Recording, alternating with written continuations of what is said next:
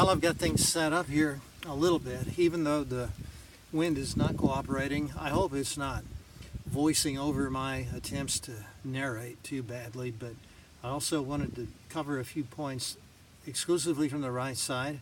I have been trying to just get back into shape after a layoff of several months, and I have to remind myself now I'm throwing everything with the seams because that's the way the old timers did it, the guys that I'm trying to emulate from the teens and 20s and 30s who threw from down here.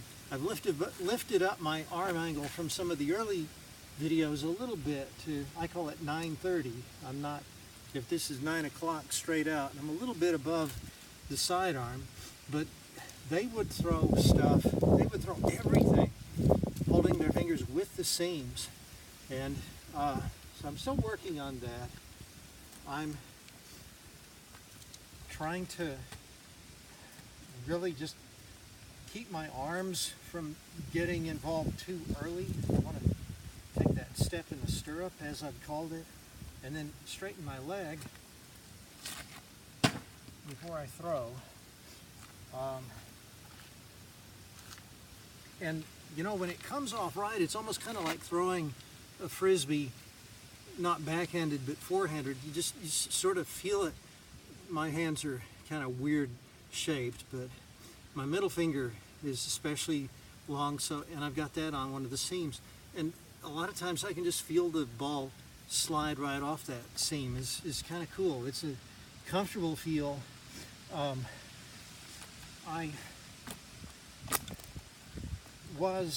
When I was sidearming, let me see if I can show it on the camera. I haven't even sidearmed for a while, but I remember I was doing stuff like that. I was giving a leg pump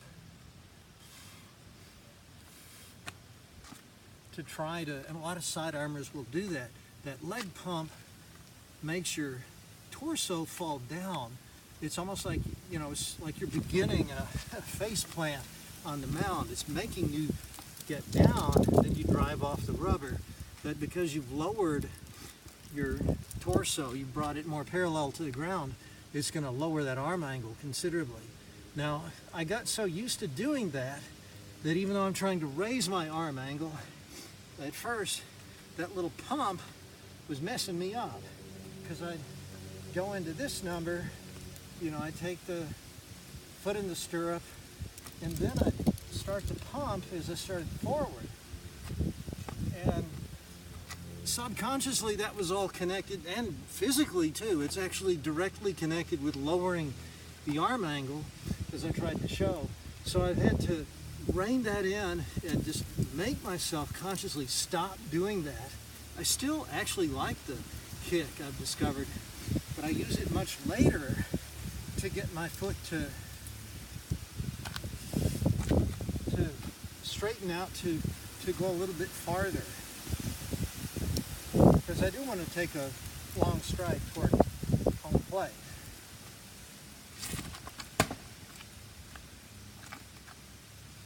And I don't know if you can see that from this angle, but I did give a little kick as I was stepping toward the plate. Actually, that almost felt like sidearm. I was trying to stay up a little more. And you know what? That was sidearm. This is what I've been fighting. Come on now, brain. Do the right thing here. I think I'm still doing it. This is why this is why pitching is hard. You have to work at it. That was better, although, you know, my arm angle was better, but I went wide of the target a little bit. Now, when you throw from an angle like that, you're going to have those in and out problems, and you're going to have to work considerably on your accuracy. You're going to have to figure out what you need to do to hit the spot. I know that this is kind of perverse to a lot of pitching coaches. They tell you don't do this. They want you to step right toward the plate. But I'm trying to step open because I'm trying to use the breadth of my body to give some velocity to the ball when I bring it across at that angle. And that requires opening up a little more than you ordinarily would with the standard pitching motion. Actually, when I do not open up enough, and especially when I maybe throw across my body a little bit, having that subconscious throwback to the submarining, those are really the only times when I get a little twinge sometimes where I don't want it. I'm sometimes getting some little burn right there, which is good because that's muscle. I'm working that out, but I don't want to get a twinge around a joint. And when I don't fly open enough, that's what's happening occasionally. So that's a warning sign. That's a sign that's telling me to fix it up. That was a pretty good one.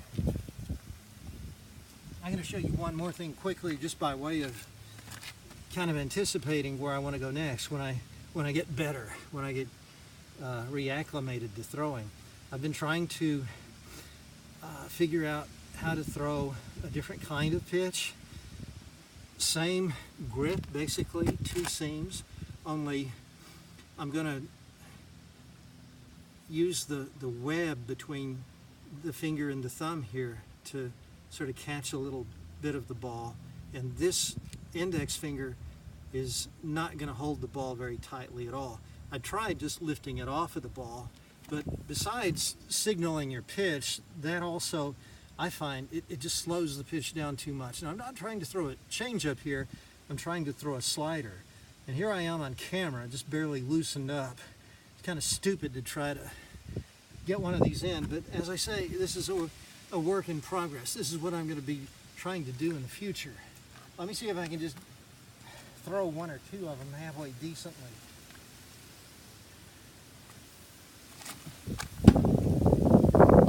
That was a hanger. It kind of did what I wanted it to do, but it mostly just didn't have much velocity.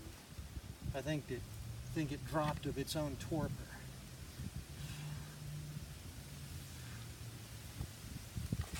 Whoa! And there's what happens with a really bad slider. I knocked the hitter down and it went to the backstop.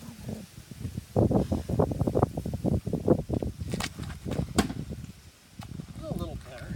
Now, I also made a conscious effort to keep my index finger down. Again, if I let that come off too much, it's just going to mess me up and really slow the ball down.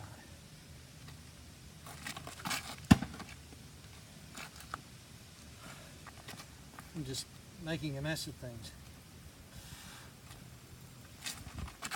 Oh, that's what I stop on. That's pretty good. I can just keep the hitter in the box for 4 pitches. I might throw 1 good slider. What was I gonna, one other thing here. Yeah, this is sort of interesting to me, that even though I'm maybe doing, after I straighten up, a little pump with that leg to get a good stride forward, I still, if I'm delivering with velocity and energy, find that my trail leg, my right leg, is placed farther forward. When I finish, I'm not in a parallel line. You know, it's not like I'm parallel to first and third. My right foot is a little closer to home. And that makes sense because I'm cross-firing. I'm throwing across my body. So if I'm, no matter how hard, with how much drive I step toward the plate, if I'm really firing off that back leg, and if I'm firing over my torso, you would just think that that back leg would carry farther forward, and it does when I do this right. And I'm going to keep mentally encouraging that. I want that to happen. I don't want that to happen. I can't talk and do this at the same time, I'll tell you.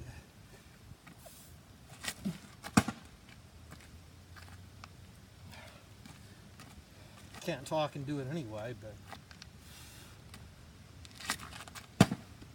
that was a good one. And ooh, there goes that turkey buzzard. We got a lot of wildlife around here. I don't know if you could see that on the video, but clearly, and that was a good pitch, and the right foot finished farther forward. So there are some things I'm working on for me. I'm just recommending. All of my talk about pitching on this side is just recommendation. I feel like like I'm making progress. I'm teaching myself. I'm trying to offer it to you in the spirit of suggestion. I'm not a great pitching coach. I'm not even a sort of mediocre professional. I'm no kind of professional pitching coach, but I'm trying. How many coaches do you see out there, 65 years old, who are actually throwing pitches to their audience? I don't see very many who are the age of my son who are throwing for the audience. At least I'm trying.